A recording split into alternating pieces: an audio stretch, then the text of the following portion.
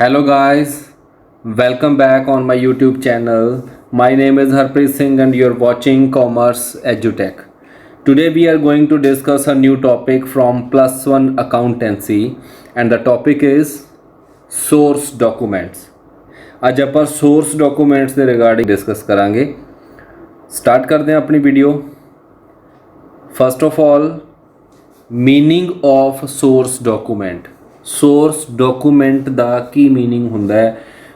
The document which is basis of recording the transaction in the books of accounting are called source documents. ਦੇਖੋ ਜਦੋਂ ਵੀ ਕੋਈ transaction books ਦੇ ਅੰਦਰ record ਕੀਤੀ ਜਾਂਦੀ ਹੈ ਤਾਂ ਉਸ transaction ਦਾ ਇੱਕ ਬੇਸ ਹੁੰਦਾ ਹੈ ਕਿ ਉਹ transaction ਵਾਕਈ ਹੋਈ ਹੈ, ਉਹ transaction ਕੀ ਹੈ. ਲਾਈਕ ਅਗਰ ਮੈਂ ਕਹਾਂ ਕਿ ਸੇਲ ਪਰਚੇਜ਼ ਦੀ ਟ੍ਰਾਂਜੈਕਸ਼ਨ ਹੈ ਜਾਂ ਕਿਸੇ ਨੂੰ ਪੇਮੈਂਟ ਦਿੱਤੀ ਹੈ ਜਾਂ ਕਿਸੇ ਤੋਂ ਪੇਮੈਂਟ ਲਈ ਹੈ ਤਾਂ ਉਸ ਦਾ ਇੱਕ ਬੇਸ ਹੋਏਗਾ. ਅਗਰ ਐਗਜ਼ਾਮਪਲ ਆਪਾਂ ਛੋਟੀ ਜਿਹੀ ਲਈਏ ਕਿ ਅਗਰ ਇੱਕ ਅਕਾਊਂਟੈਂਟ ਅਸੀਂ ਰੱਖਿਆ ਦੁਕਾਨ ਦੇ ਅੰਦਰ ਔਰ ਅਗਰ ਉਹ ਕੁਝ ਖਰਚੇ ਬੁੱਕ ਕਰ ਰਿਹਾ ਸਾਡੀ ਅਕਾਊਂਟਸ ਦੀਆਂ ਬੁੱਕਸ ਦੇ ਅੰਦਰ ਖਰਚੇ ਦੀ ਐਂਟਰੀ ਪਾ ਰਿਹਾ ਤਾਂ ਉਹ ਖਰਚਾ ਇਹ ਵੀ ਤਾਂ ਹੋ ਸਕਦਾ ਕਿ ਉਹ ਖਰਚਾ ਹੋਇਆ ਹੀ ਨਾ ਹੋਵੇ, ਉਸਨੇ ਪੈਸੇ ਆਪਣੀ ਜੇਬ 'ਚ ਪਾ ਲਏ ਹੋਣ ਔਰ ਉਹ ਖਰਚਾ ਬੁੱਕ ਕਰ ਰਿਹਾ. अगर असी इस चीज़ नूं पकड़ना है फ्रॉड है, अगर इस चीज़ नूं फड़ना है तो किवें फड़ांगे? कोई ना कोई ऑथेंटिक प्रूफ होना चाहिए उस ट्रांजैक्शन का कि वाकई वो ट्रांजैक्शन हुई है. क्लीयर? सो इस तरह की है the document which is basis of recording कि जो रिकॉर्डिंग का बेस है, जो एक्चुअल दे विच ट्रांजैक्शन दे होण दा बेस है, उस डॉक्यूमेंट नूं ही असी सोर्स डॉक्यूमेंट दे नाम दे नाल जानते हैं. These documents are evidence of transaction and to be recorded in the books. ਪਹਿਲਾਂ ਤਾਂ ਇਹ ਡਾਕੂਮੈਂਟ ਜੋ ਹੈ ਉਸ ਟ੍ਰਾਂਜੈਕਸ਼ਨ ਦੇ ਹੋਣ ਦਾ ਵੀ ਇੱਕ ਐਵੀਡੈਂਸ ਹੈ, ਇੱਕ ਪ੍ਰੂਫ ਹੈ ਕਿ ਵਾਕਈ ਹੀ ਟ੍ਰਾਂਜੈਕਸ਼ਨ ਹੋਈ ਹੈ ਤੇ ਉਸ ਟ੍ਰਾਂਜੈਕਸ਼ਨ ਨੂੰ ਅਸੀਂ ਕਿਤਾਬਾਂ ਦੇ ਵਿੱਚ ਰਿਕਾਰਡ ਵੀ ਕੀਤਾ, ਇਹ ਵੀ ਇਸ ਚੀਜ਼ ਦਾ ਪ੍ਰੂਫ ਉਹ ਸੋਰਸ ਡਾਕੂਮੈਂਟ ਹੀ ਹੈ. ਸੋ ਸੋਰਸ ਡਾਕੂਮੈਂਟ ਦੇ ਫੀਚਰਸ ਕਿਹੜੇ ਹੋਣਗੇ? First of all these are written document. ਇਹ ਰਿਟਨ ਫਾਰਮ ਦੇ ਵਿੱਚ ਹੁੰਦੇ ਆ. These are prepared when the transaction takes place. ਜਦੋਂ transaction actual 'ਚ ਹੁੰਦੀ ਹੈ ਉਦੋਂ ਇਹ ਡਾਕੂਮੈਂਟ ਪ੍ਰਪੇਅਰ ਕੀਤੇ ਜਾਂਦੇ ਆ. ਐਗਜ਼ਾਮਪਲ ਦੇ ਤੌਰ ਤੇ ਸੇਲ ਦੇ ਟਾਈਮ ਦੇ ਉੱਪਰ ਕੋਈ ਨਾ ਕੋਈ ਬਿੱਲ ਜਨਰੇਟ ਕੀਤਾ ਜਾਊਗਾ ਦੁਕਾਨਦਾਰ ਦੁਆਰਾ, ਪਰਚੇਜ਼ ਦੇ ਟਾਈਮ ਦੇ ਉੱਪਰ ਕੋਈ ਨਾ ਕੋਈ ਬਿੱਲ ਜਨਰੇਟ ਕੀਤਾ ਜਾਊਗਾ, ਕਿਸੇ ਪੇਮੈਂਟ ਦੇ ਟਾਈਮ ਦੇ ਉੱਪਰ ਕੋਈ ਨਾ ਕੋਈ ਸਲਿੱਪ ਜਿਹੜੀ ਹੈ ਉਹ ਜਨਰੇਟ ਕੀਤੀ ਜਾਏਗੀ. ਸਕੂਲ ਕਾਲਜਸ ਦੇ ਵਿੱਚ ਆਪਾਂ ਫੀਸ ਜਮ੍ਹਾਂ ਕਰਦੇ ਹਾਂ, ਉਹਦੇ ਬਦਲੇ ਸਾਨੂੰ ਰਸੀਟ ਮਿਲਦੀ ਆ, ਉਹ ਵੀ ਇੱਕ ਸੋਰਸ ਡਾਕੂਮੈਂਟ ਹੈ ਕਿ ਵਾਕਈ ਉਹ ਟ੍ਰਾਂਜੈਕਸ਼ਨ ਹੋਈ ਹੈ. ਘਰੋਂ ਅਸੀਂ 5000 ਲੈ ਕੇ ਗਏ, 4500 ਦੀ ਫੀਸ ਭਰੀ, 500 ਰੁਪਇਆ ਜੇਬ 'ਚ ਪਾ ਲਿਆ ਤਾਂ ਘਰ ਦੇ ਕਿਸ ਚੀਜ਼ ਦਾ ਪ੍ਰੂਫ ਮੰਗਣਗੇ? ਫੀਸ ਦਾ. ਤਾਂ ਪ੍ਰੂਫ ਕੀ ਹੈ? ਉਹ ਸਲਿੱਪ ਹੈ ਤੇ 500 ਰੁਪਏ ਦਾ ਸਾਡੇ ਤੋਂ ਹਿਸਾਬ ਮੰਗਿਆ ਜਾਊਗਾ. ਕਲੀਅਰ? ਉਹ ਸਾਰੀਆਂ ਚੀਜ਼ਾਂ ਕਿੱਥੋਂ ਪਤਾ ਲੱਗੀਆਂ? ਸੋਰਸ ਡਾਕੂਮੈਂਟ ਤੋਂ ਹੀ ਪਤਾ ਲੱਗਦਾ. It tells about the complete description of transaction. Description of transaction means कि ट्रांजैक्शन हुई है तो ट्रांजैक्शन की हुई है, sale purchase payment receipt whatever, तो कंप्लीट डिस्क्रिप्शन के बारे पता लगता है. These are dated and numbered. Source document के उपर एक पर्टिकुलर डेट लिखी होंगी है तो हरेक सोर्स डॉक्यूमेंट का अपना एक नंबर भी होंगे. It served as evidence in case of dispute. अगर किसी तरह का कोई डिस्प्यूट अराइज होंदा इन फ्यूचर तो उत्थे सोर्स डॉक्यूमेंट जो है एक एविडेंस, एक प्रूफ के तौर के उपर भी काम आता है, यूज़ किया जाता है. Minimum 2 copies are prepared of each document. एक कॉपी जो है उस डॉक्यूमेंट नूं बनाउण वाले दे काम आ जाती है, उहदे कोल रिटेन हो जाती है, दूसरी कॉपी सामने वाले कस्टमर नूं प्रोवाइड कर दी जाती है. So most commonly use source document किहड़े आ जो असीं अपनी अकाउंटिंग के अंदर यूज़ करते हैं? First is cash memo. Cash memo की हुंदी है? It serves as source document for recording of cash sale और कैश परचेज. देखो दुकानदार इसनूं प्रिपेयर करता है जदों वो कैश सेल करेगा उदों कैश मैमो प्रिपेयर करेगा और डबल कॉपी इसकी प्रिपेयर होंगी है. जो ओरिजिनल कॉपी है उस जी है बायर है उसके कोल चली जाती है और जो डुप्लीकेट कॉपी है वो सैलर अपने को रख दिंदा है. It provided by the seller to the buyer detail of transaction like quantity, rate, total price, discount allowed, sale tax कितना लग्या उसके उपर, ये सारा कुछ मैंशन किया जाता है. Along with the counter signature कर दिते जाते हैं. ट्रेडर जो इसनूं प्रिपेयर करेगा वो इसके उपर अपने सिग्नेचर भी करेगा. नेक्स्ट है इनवॉइस और बिल. देखो इनवॉइस की चीज़ है, it used to record the transaction takes place on credit basis. अगर असी एक ट्रांजैक्शन की वो कैश बेसिस के उपर की, सेल की, परचेज की, तो उत्थे असी की है कैश मेमो प्रिपेयर की। अगर वही चीज़ उधार के उपर ट्रांजैक्शन होवे तो उहदे लई की है इनवॉइस या बिल प्रिपेयर किया जाता है। It prepared by the trader to the buyer. Same है, सैलर ही तैयार करेगा और बायर नू प्रोवाइड करूगा। दो कॉपीज़ तैयार होंदियां, ओरिजिनल कॉपी जो है वो बायर नू प्रोवाइड कर दी जाती है और जो डुप्लीकेट कॉपी है वो सैलर अपने को रख लेंदा है। ਇਹਦੇ ਉੱਪਰ ਵੀ ਸੇਮ ਜਿਹੜੀ ਇਨਫੋਰਮੇਸ਼ਨ ਹੈ ਉਹ ਪ੍ਰੋਵਾਈਡ ਕੀਤੀ ਜਾਂਦੀ ਹੈ, like quantity, rate, total amount, tax, sale tax, ਜਿੰਨੀ ਤਰ੍ਹਾਂ ਦਾ ਕੋਈ ਡਿਸਕਾਊਂਟ ਹੈ, ਟ੍ਰੇਡ डिस्काउंट है, कैश डिस्काउंट है, तो वो भी सारा कुछ। सर कैश डिस्काउंट के ऊपर नहीं होना क्योंकि इन जी ट्रांजैक्शन है वही उधार के उपर है, तो कैश डिस्काउंट इस पर नहीं होएगा। ट्रेड डिस्काउंट अगर है तो ये उपर मैंशन किया जाएगा। नैक्सट है रसीट। रसीट की होंगी है, इत्थे पी साइलेंट बोलनी, आप रिसिप्ट नहीं बोलना, रसीट होंगी है। इट इज़ एन एविडेंस की प्रूफ के तौर पर वर्क करता है of making payment to the third party on account of business transaction. कोई बिजनेस ट्रांजैक्शन हुई और असी ਉਹਦੇ बदले की है किसी ਨੂੰ ਜਦੋਂ कोई पेमेंट करते हैं, पेमेंट टू थर्ड पार्टी किसी ਨੂੰ पेमेंट की तो ਉਹਦੇ बदले सानू की मिलिया, रसीट मिली। देखो जिमें असी स्कूल कॉलेजेस ਦੇ ਵਿੱਚ फीस भरते हैं ਉਹਦੇ बदले सानू की मिलती है, ਆਪਾਂ ਨੂੰ रसीद कह ਦਿੰਦੇ ਆ पंजाबी हिंदी 'ਚ, तो वो की होंगी है इंग्लिश की बोलते हैं उसनू, that is receipt of payment. जो असी पेमेंट की है ਉਹਦੇ बदले सानू रसीट मिल जाती है। Original copy provided to the party जो पेमेंट करती है, और जो डुप्लीकेट है वो ट्रेडर या अपने को रख लेंदा है। It contain the reason of payment, मतलब कि जो साडे कोल सी वो सारा कुछ ਇਹਦਾ रीजन जो है पेमेंट का वो लिखा जाता है। मतलब कि जो इनवॉइस या बिल असी उधार दे विच लिया सी ਉਹਦੇ बदले असी ये पेमेंट कर रहे हैं, तो उस इनवॉइस का जिहड़ा नंबर है वो भी ये उपर मैंशन किया जाएगा कि किस इनवॉइस के बदले ये पेमेंट जी है की गई है। नैक्सट पॉइंट है पे इन स्लिप। देखो पे इन, पे किया गया, इन का दे अंदर बैंक अकाउंट के अंदर, मतलब this is a form available from the banker. Banker दे वालों ये फॉर्म अवेलेबल होंगे आ, which is used to deposit money in the bank. ये असी सारे लोग बैंकों के विच गए, असी पैसा डिपॉजिट किया, कुछ इस तरह की स्लिप जी है वो सानू उत्थे मिलती है। दोनों साइड के उपर असी डिटेल भरते हैं, डेट लिखते हैं, अमाउंट लिखते हैं, अकाउंट नंबर लिख दें, सारा कुछ लिख के असी अपने सिग्नेचर कर दें, और उस तो बाद असी ये स्लिप जी है कैशियर दे कोल लेके जाने अलॉन्ग विद कैश। इस दे उपर वो की करेगा, सानू स्टैंप करके इसनू इत्थों फाड़ के ये पार्ट जो है सानू प्रोवाइड कर दिता जाता है, और ये जिहड़ा बैंकर अपने को रख लेंदा रिटेन करके, ठीक है। और इस डॉकूमेंट नूं असीं की बोलते हैं, पे इन स्लिप, कि जो कैश जमा कराउण दे काम आती है। एक है चैक। चैक की हुंदा है? Cheque is a kind of form make available to the account holder by the banker which is used to withdraw money from the bank. देखो ये की है, ये भी एक तरह का फॉर्म है जो कि बैंकर प्रोवाइड करता है अपने अकाउंट होल्डर्स नू, और जो कि यूज़ किया जाता है to withdraw money from the bank. और इसनू यूज़ वही कर सकता है जिसका कि बैंक दे विच अकाउंट होएगा। अगर इसकी डेफिनेशन देखिए according to negotiable instrument act 1881, तो उसके अंदर की लिखा, cheque is an unconditional order. देखो असी लोग चैक लिखते हैं, चैक कट के असी बैंक दे विच दे के आने, अनकंडीशनल, ਉਹਦੇ ਉੱਪਰ कोई कंडीशन तो नहीं लगाते, ठीक है ना, सिर्फ असी लिखते हैं पे करना है, कितनी अमाउंट पे करनी है।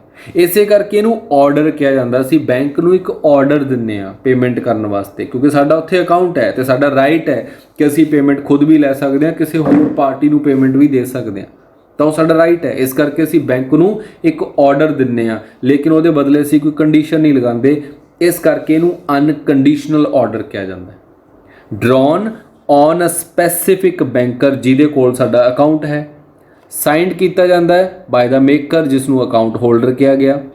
डायरैक्टिंग द बैंकर, असी ये की करते हैं, बैंकर नू डायरैक्शन दिंदे आ to pay demand a certain sum of money, to pay certain sum of money, जो कि उसके उपर मैंशन की जाती है, only to the order of a person, या तो जिसने वो चैक कट्टिया लिखिया मतलब अकाउंट होल्डर, या तो उसनों पेमेंट दी जाएगी, जां और द बेयरर, बेयरर कौन होएगा, जो उस चैक नूं लैके जा रहा पर्सन जिसका उसके उपर नाम मैंशन है, और ऑफ अ इंस्ट्रूमेंट जिस दे कोल देखो जिमें एग्जाम्पल के तौर के उपर पुराने टाइम के असीं की कर देंगे सी, अजकल बैंकर जिहड़े रिफ्यूज़ कर देंगे सैल्फ जिहड़ा असीं चैक कट के दे दिंदे आ, वो अकाउंट होल्डर जाएगा तो उसनों पेमेंट मिलूगी, अगर कोई होर परसन जाएगा तो उसनों पेमेंट नहीं देंगे।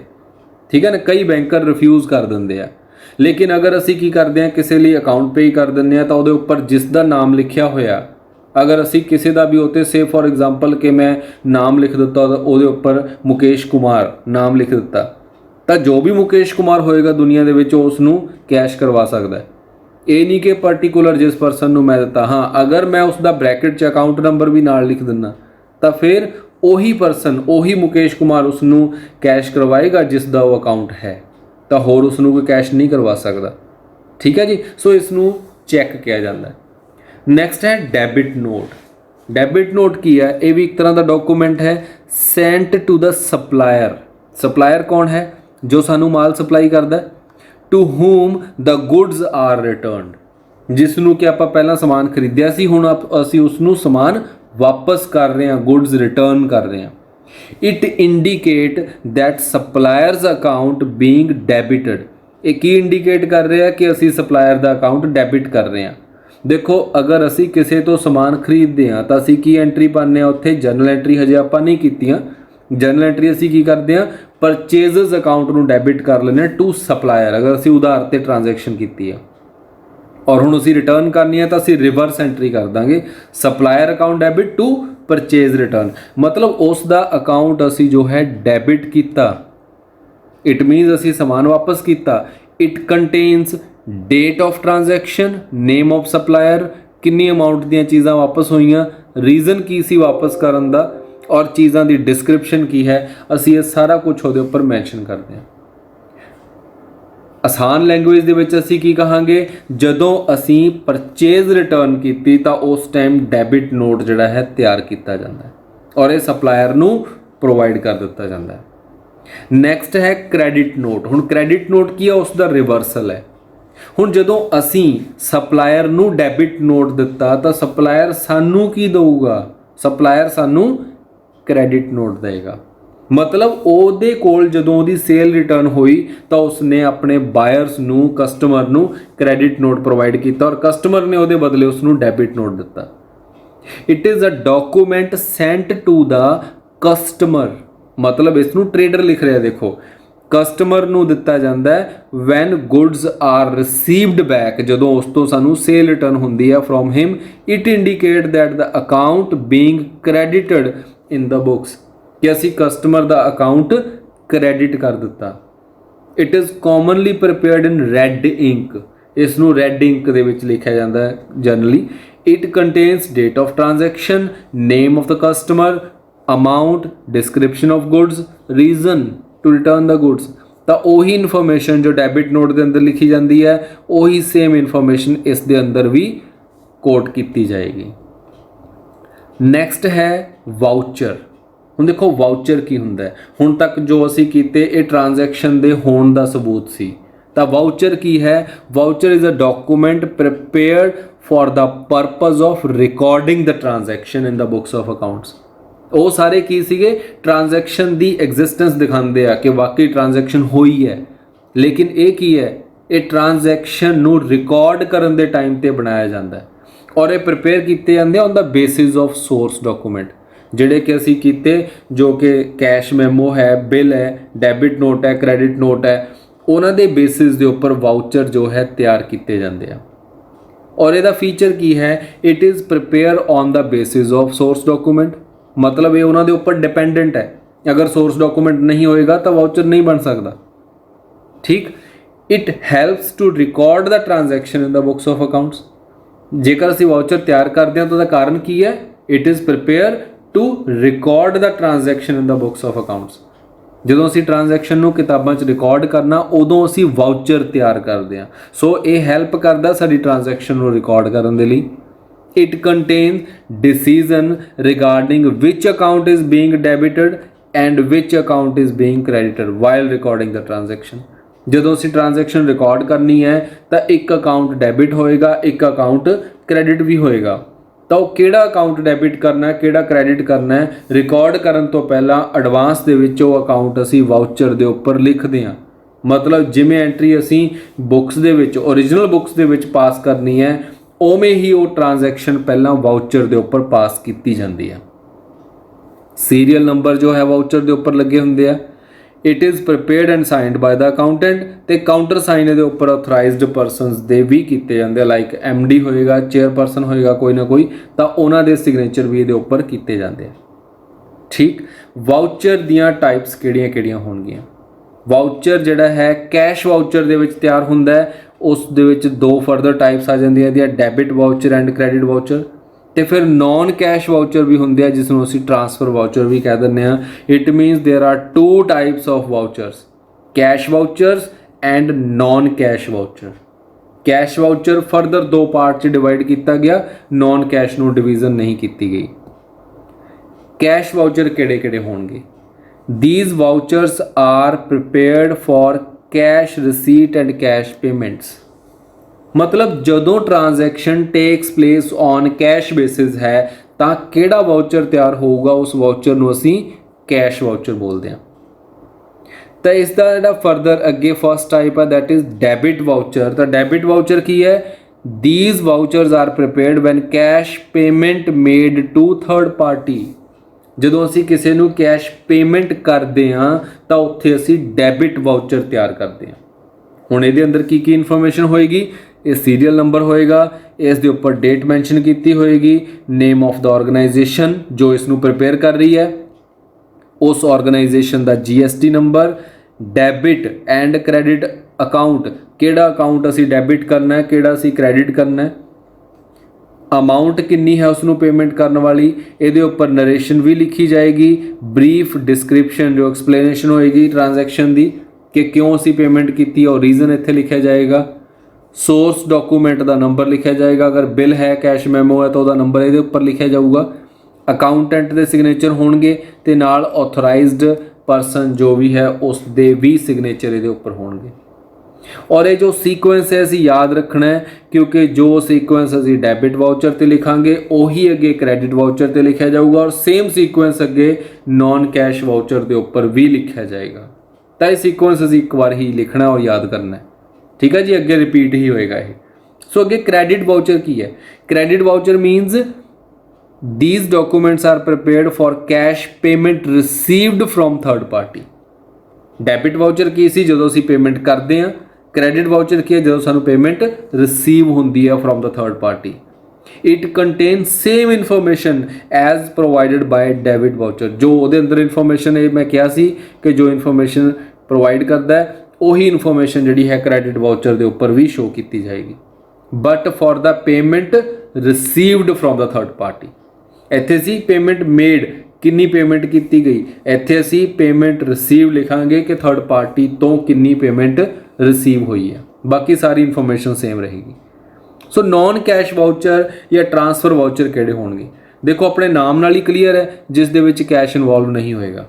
ਮਤਲਬ ਕਿ it is prepared to record non cash transactions, ਜਿਹੜੀਆਂ ਟ੍ਰਾਂਜੈਕਸ਼ਨ ਦੇ ਵਿੱਚ ਕੈਸ਼ ਇਨਵੋਲਵ ਨਹੀਂ ਹੈ, like credit sale, credit purchase, depreciation on fixed assets. ਕਿਉਂਕਿ ਡੈਪਰੀਸੀਏਸ਼ਨ ਕੀ ਹੈ? ਘਿਸਾਵਟ ਹੈ। ਮੈਂ ਇੱਕ ਐਸੈਟ ਨੂੰ ਯੂਜ਼ ਕਰ ਰਿਹਾ, ਮੇਰੀ ਐਸਟੀਮੇਸ਼ਨ ਦੇ ਅਕੋਰਡਿੰਗ ਉਹ ਐਸੈਟ ਹਰ ਸਾਲ 10% ਡਾਊਨ ਹੋ ਰਹੀ ਹੈ, ਉਸ ਦੀ ਵੈਲਿਊ ਡਿਕਰੀਜ਼ ਹੋ ਰਹੀ ਹੈ। ਉਸ ਡਾਊਨਫਾਲ ਨੂੰ ਹੀ ਡੈਪਰੀਸੀਏਸ਼ਨ ਕਿਹਾ ਜਾਂਦਾ ਹੈ। ਰੀਜ਼ਨ ਉਹਦੇ ਕਈ ਹੋ ਸਕਦੇ ਆ। ਉਹ ਡਾਊਨਫਾਲ ਨੂੰ ਮੈਂ ਇੱਕ ਲਾਸ ਮੰਨ ਕੇ, ਖਰਚਾ ਮੰਨ ਕੇ ਆਪਣੀਆਂ ਬੁੱਕਸ ਦੇ ਵਿੱਚ ਰਿਕਾਰਡ ਕਰ ਰਿਹਾ। ਕਿ ਐਕਚੁਅਲ ਦੇ ਵਿੱਚ ਉਹ ਡਾਊਨਫਾਲ ਮੈਂ ਕਿਤੇ ਪੇ ਕੀਤੀ? ਜੋ ਮੈਂ ਖਰਚਾ ਮੰਨਿਆ ਸੇ ਫॉर ਕਿ 1 ਲੱਖ ਰੁਪਏ ਦੀ ਐਸੈਟ ਹੈ, ਮੇਰਾ ਅਜ਼ੰਪਸ਼ਨ ਹੈ ਕਿ ਉਹ 10,000 ਦੀ ਹਰ ਸਾਲ ਡਾਊਨ ਹੋ ਜਾਂਦੀ ਹੈ, ਉਹਦੀ ਵੈਲਿਊ ਘਸ ਜਾਂਦੀ ਹੈ। ਉਹ 10,000 ਦਾ ਮੈਂ ਖਰਚਾ ਬੁੱਕ ਕੀਤਾ, ਬਟ ਕਿਆ ਐਕਚੁਅਲ 'ਚੋਂ 10,000 ਮੈਂ ਕਿਤੇ ਪੇ ਕੀਤਾ? ਨੋ, ਉਹ ਕਿਤੇ ਵੀ ਨਹੀਂ ਕੀਤਾ। ਇਹ ਟ੍ਰਾਂਜੈਕਸ਼ਨ ਫਿਰ ਕੀ ਹੈ? ਇਹ ਨੌਨ ਕੈਸ਼ ਟ੍ਰਾਂਜੈਕਸ਼ਨ ਹੈ। ਔਰ ਕਿਸ ਵਾਊਚਰ ਦੇ ਵਿੱਚ ਰਿਕਾਰਡ ਹੋਏਗੀ? ਤਾਂ ਉਸ ਨੂੰ ਅਸੀਂ ਨੌਨ ਕੈਸ਼ ਵਾਊਚਰ ਬੋਲਦੇ ਹਾਂ ਔਰ ਇਸੇ ਨੂੰ ਟ੍ਰਾਂਸਫਰ ਵਾਊਚਰ ਵੀ ਕਿਹਾ ਜਾਂਦਾ ਹੈ। ਕਲੀਅਰ ਜੀ? ਇਹ ਸੀ ਆਪਣੇ ਸੋਰਸ ਡਾਕੂਮੈਂਟ। ਕਿ ਸੋਰਸ ਡਾਕੂਮੈਂਟ ਕੀ ਹੁੰਦੇ ਆ, ਕਿੰਨੀ ਟਾਈਪ ਦੇ ਸੋਰਸ ਡਾਕੂਮੈਂਟ ਅਸੀਂ ਜਨਰਲੀ ਯੂਜ਼ ਕਰਦੇ ਹਾਂ ਆਪਣੀ ਅਕਾਊਂਟਿੰਗ ਦੇ ਵਿੱਚ। ਹੋਪਫੁਲੀ ਅੱਜ ਦਾ ਟੌਪਿਕ ਸਮਝ ਆਇਆ ਹੋਊਗਾ ਆਪਾਂ ਨੂੰ। Thanks for watching the video. Keep supporting, like, subscribe and share the channel for the next update. Thank you.